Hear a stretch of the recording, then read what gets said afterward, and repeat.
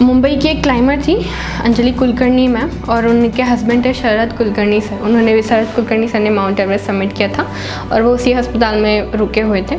जो मुझे ऑक्सीजन मिली थी लाखपत आई अंजलि कुलकर्णी मैम के शेरपा थे। अंजलि कुलकर्णी मैम की मुंबई की क्लाइमर थे, दोनों हस्बैंड वाइफ थे। पहली बार जो ऐसा होता तो इतिहास रचता। तो अंजलि मैम की डेथ एवरेस्ट से आते समय रास्ते में हो गई थी, और उनकी बची हुई जो ऑक्सीजन थी, क्योंकि उनकी डेथ हो चुकी थी, उनका शेरपा लेके आ रहा था लाखपत आई, तो अंजलि कुलकर्णी मैम की सांस या कहें ऑक्सीजन बॉटल मुझे मिली थी, जो मुझे लाखपत आई ने दी थी।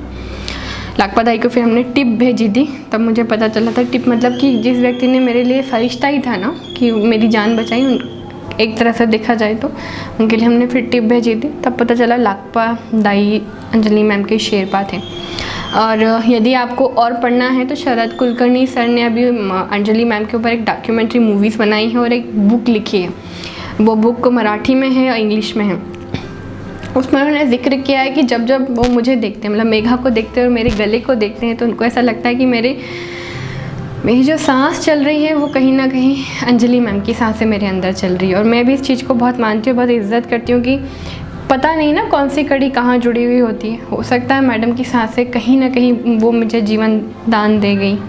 आप समझ सकते हैं ऐसा असंभव था, कोई शेरपा आए, मुझे ऑक्सीजन मिल जाए। ऊपर वाले ने क्या करिश्मा किया नहीं पता। तो मुझे ऐसा लगता है मेरी सांस से भी किसी की अमानत है। मैं कुछ दुनिया में जाने से पहले कुछ दे के जाऊँ, मेरे जैसी और भी लाइनें बने, एडवेंचर स्पोर्ट्स को टॉप पे पहुंचाऊं और लोगों को बताऊं कि ज़िंदगी कितनी कीमती है, कि सांस कितनी कीमती है। मैंने मौत को छू कर आई हूँ जस्ट। ये ज़िंदगी को आप ऐसे वेस्ट मत करो, बर्बाद मत करो। और जो लोग सुसाइड करते हैं ना, वो तो मुझे इतने गंदे लगते हैं कि मैं बता नहीं सकती। कितनी अमूल्य, कितनी कीमती ज़िंदगी है। इस दुनिया में इतना कुछ है देखने को, महसूस करने को, कि आपके पास थोड़ा भी वक्त नहीं है बर्बाद करने को। संभावना ऐसी में आप कुछ भी बन सकते हो, कुछ भी कर सकते हो, शायद उस दुनिया को बदल सकते हो। बस आपको वो देखना है अपने अंदर। अपनी लाइफ को वेस्ट नहीं समझना है।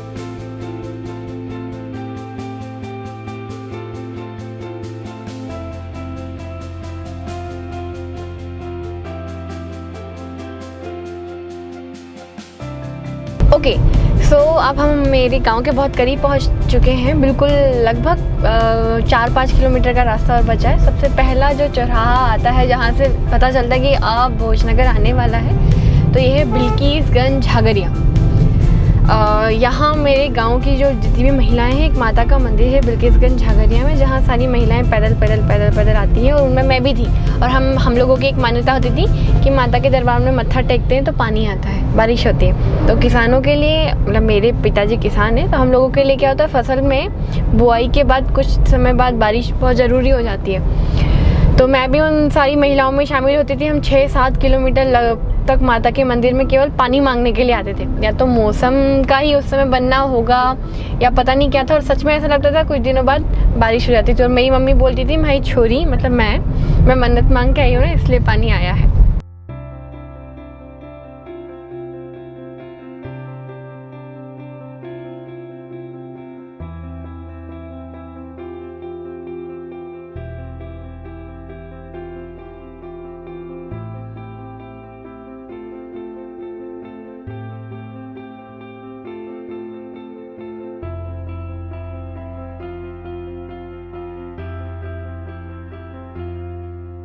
तो आज जो मैं आपको लेकर आई हूँ, ये जो जगह है वो है मेरा गांव भोजनगर, और जहाँ मैं खड़ी हूँ जस्ट ये मेरा, कैसे कह सकते हैं, मेरा सब कुछ, मेरा आशियाना, मेरा घर। ये मेरा घर है, छोटा सा प्यारा सा और बड़ा ही सुकून वाला देने वाला। मैं आधी दुनिया घूमी हूँ, पर मुझे ऐसा लगता है कि मुझे असली सुकून या एक जो चीज़ होती है ना, रुकने वाली स्थायी चीज़, वो मेरे घर पे ही मिलती है। तो मैं आपको लेके चलूँगी मेरे घर पे। अभी थोड़ी दीवारें फट रही हैं क्योंकि हमारे गांव की जो ज़मीन है वो फूलने वाली है। बारिश के बाद इसमें पानी की वजह से ये फूल जाती है, क्योंकि काली मिट्टी इससे पूरा बना हुआ है, तो घर में थोड़ी दरारें हो जाती है।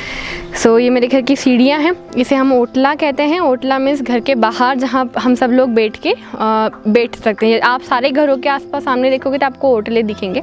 इसे ओटले कहते हैं, जहाँ संध्या के समय या घर के बाहर से कोई बड़े व्यक्ति आते हैं तो डायरेक्ट अंदर जाने के पहले यहाँ बिठाया जाता है। और यहाँ या फसल की कुछ कटाई होकर आती है डेली पशुओं के लिए, चारा लेके आते हैं तो वो भी यहाँ पे रखते हैं। ये चादर जो लगाइए वो लगाइए बारिश के पानी से बचाने के लिए। खिड़की में से हमारे यहाँ पानी जाता है तो ये चादर हम लगा देते हैं। देसी जुगाड़ कह सकते हैं आप इसे। तो ये देसी जुगाड़ है और अब मैं लेके आ रही हूँ आपको अंदर। ये दहली होती है हम लोगों के गांव की और मतलब हमारे घरों की, जो बहुत इम्पोर्टेंट और बहुत महत्वपूर्ण होती है हम लोगों के लिए। और फिर मम्मी के देसी टोटके जो बड़े अलग होते हैं। थोड़ी सी आपको लाइटिंग कम लगेगी। तो मेरा छत की जगह, हम गाँव में जो हमारे छत होते हैं या तो वो कबेलू के होते हैं या सीमेंट की चादर के होते हैं। तो मेरे घर का जो आपको छत दिखेगा ये सीमेंट की चादर का डला हुआ छत है। ये वो कमरा है। आगे के कमरा जो हम मेहमानों को बिठाने के लिए यूज़ करते हैं, पढ़ाई लिखाई सब कुछ। यदि घर में बड़ी जब हमारी फसल कट के आती है गेहूँ या सोयाबीन की, तो इस पूरी जगह को स्टोर रूम बना के रख दिया जाता है। जो पीछे दिख रहा है इसे तगत कहते हैं। तगत मतलब बैठने के लिए लकड़ का बना हुआ होता है और ये बड़ा रॉयल लुक देता है हमारे लिए, तो इसे तगत कह सकते हैं आप। तो पहली चीज़ तो हमारे यहाँ जो बनाई जाती है ये फर्सी है। फर्सी मतलब फ़र्श दिखा दूँ मैं आपको। इसे गोबर से लीप दिया जाता है, पर अभी ये इसमें डिज़ाइन बना के सिर्फ पानी से इसे धो दिया गया है। ये ख़राब हो गया। बेसिकली ये पक्के जो कलर होते हैं उससे बनते हैं। ये मेरा किचन अब मैं आपको खोल के दिखाने वाली हूँ। हमें ये गणेश जी को बहुत शुभ मानते हैं, मिट्टी के बने हुए गणेश जी, और इसे साकल बोलते हैं। ऐसे खुलती है, ऐसे आवाज़ आती है, फिर इसकी तरह जाते हैं। ओके, सो ज़माना थोड़ा बदल रहा है, तो खाना हमारा चूल्हे पे बनता है पर चाय हमारी गैस पे बनती है। चाय एक ही अकेली छोटी सी। और ये पूरा घर है मेरा किचन।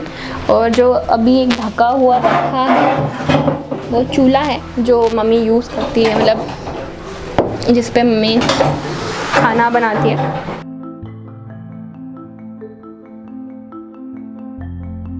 ये बारिश की वजह से वैसा का वैसा उठा के रख दिया है। तो ये हमारा चूल्हा है जिसमें हम खाना बनाते हैं। और इसको ढक के इसलिए रखा गया है, मैं अब आपको बताती हूँ। बारिश जब बहुत तेज़ आती है तो कबेलों से पानी सीधा यहीं टपकता है, तो हमारा चूल्हा ख़राब हो जाएगा, इसलिए इसको ढक के रख दिया गया है। और ये यदि आप देखेंगे तो ये मेरे द्वारा बनाई गई हैं। ये हमारी माता जी होती है जिनके हम पूजन करते हैं घर में, गहरू से, और उससे पूरी बनी हुई होती है। इसे पूरा पिठोरा बोलते हैं। इसमें पूरी एक चीज़ को डिफ़ाइन किया गया है। जैसे पोला पिठोरा, मतलब ये जो है वो ओम शास्त्रिक, ये जो सांप है जिसकी आकृति बनाई, मतलब हर जीव हमारे लिए कितना विशेष होता है, हम पूजन करते हैं। सांप है, ये बिच्छू है, ये श्रवण कुमार है, ये मैंने बनाया है। और ये जो है सूरज भगवान है, ये चंदा भगवान है। ये हमारी यहाँ दो जो महिलाएं हैं वो मक्खन बना रही हैं, मतलब घी दूध मक्खन बना रही हैं। ये सीता माता का पैर बोलते हैं। ये बिजना बोलते, समझते हैं आप? बिजना मीन्स हवा करने वाला पंखा। ये बंदर हो गया। बंदर भी हमारे प्रकृति के लिए कितना इम्पोर्टेंट है। ये राखी हो गई। ये हो गया चोक, मतलब सारी कोने भरे हुए माना जाता है इनको। ये जो होता है पेड़ होते हैं हमारे, जो फसलें उगाई जाती है जैसे मक्का वगैरह, ये वो हो गया। ये घोड़ा पे घोड़े की सवारी, मतलब पूरे राम जी सीता जी के साथ आ रहे हैं, मतलब घोड़े और पशु हमारे लिए कितने इंपॉर्टेंट होते हैं, इसमें ये दर्शाया जाता है। ये पीपल का पेड़ हो गया, या ये गन्ने की फसल हो गई हमारी, ये हमारी गाय हो गई, गाय भैंस। और ये जो पैर बनाए हैं वो घोड़ी के, गाय के, भैंस के इनके पैर बनाए गए हैं। ये मटका, मतलब हमारी जो बटलोई रखी जाती है पानी की जगह, वो कितनी शुभ होती है उसको बताया गया है। ये एक किसान बनाया गया लास्ट में जो अपनी फसल को लेके बहुत खुश खड़ा है कि देखो मेरी फसल कितनी अच्छी है। और ये हमारी दूसरी फसलों को सांकेतिक रूप में बनाया गया, मतलब इसका अर्थ ये होता है किसान की पूरी पूंजी। और ये पुराना पंखा, सदियों साल मम्मी के दहेज के समय का सदियों साल पुराना पंखा। ये हमारी वो होती है पंदेरी, जो मैंने आपको बोला था गांव में पानी वाली जगह, जैसे आपके यहाँ के जैसा वो नहीं होता। वो क्या लगाया जाता है, वो वाटर कूलर और एक्वा गार्ड ना, है ना, वैसा नहीं होता। हमारे यहाँ आज भी बर्तनों को, बटलोई वगैरह को अच्छे से मांझ के, और ये सबसे पवित्र स्थान माना जाता है। यहाँ कोई भी पानी वगैरह की भरी चीज़ें वो भी ऐसी नहीं रखते, झूठी चीज़ें नहीं रखते, मतलब कुल मिला के बात है। अब मैं आपको लेके चलती हूँ सबसे इम्पॉर्टेंट जगह, ग्वाड़ा मतलब जहाँ हमारी गाय भैंस, हमारे पशु बंधे हुए होते हैं वहाँ पर।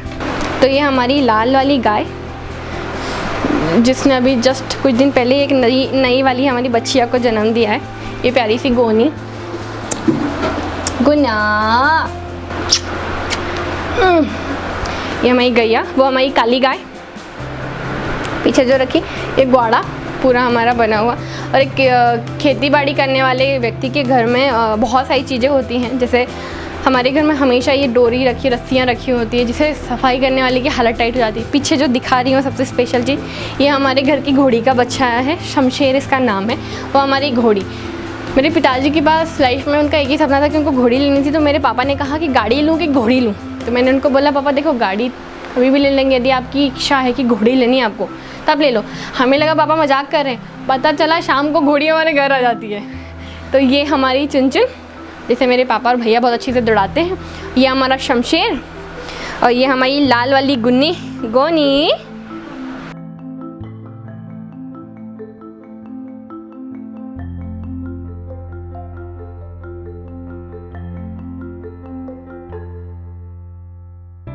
नमस्ते, मैं मेघा परवार की मम्मी हूँ, मंजू देवी। बचपन से वो जिद्दी है और जुनून है उसको। पहले भी अच्छे से देखते थे, लेकिन अब उनको सबको गर्व होता है और लड़कियों के लिए छूट हो गई। जैसे मेघा ने किया तो सब बोलते मेघा जीजी ने करो, असो सभी तुम लोग लड़की करो।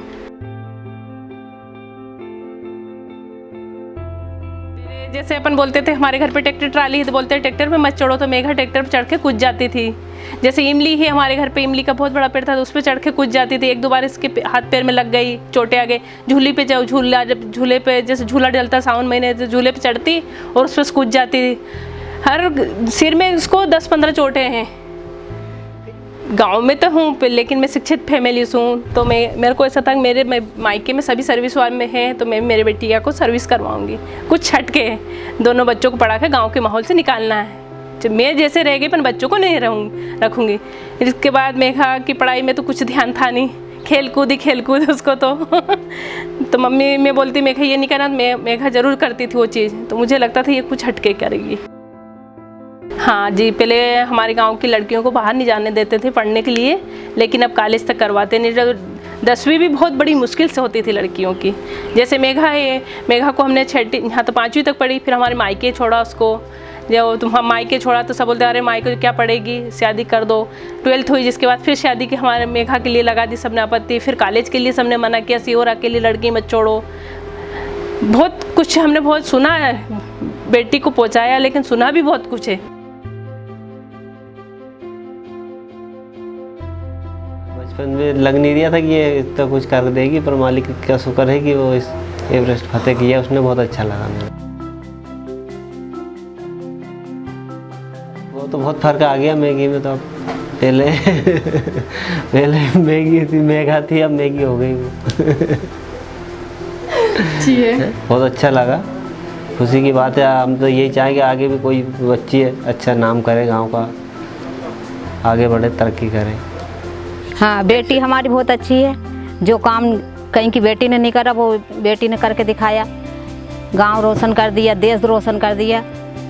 हाँ, करने चाहिए नहीं, वे भी करेगी, वे भी आगे बढ़ेगी। जैसे मेघा जीजी के देख के वे भी ये कर रही है कि हम भी मेघा जीजी जैसा बना। मेघा दीदी ऑल द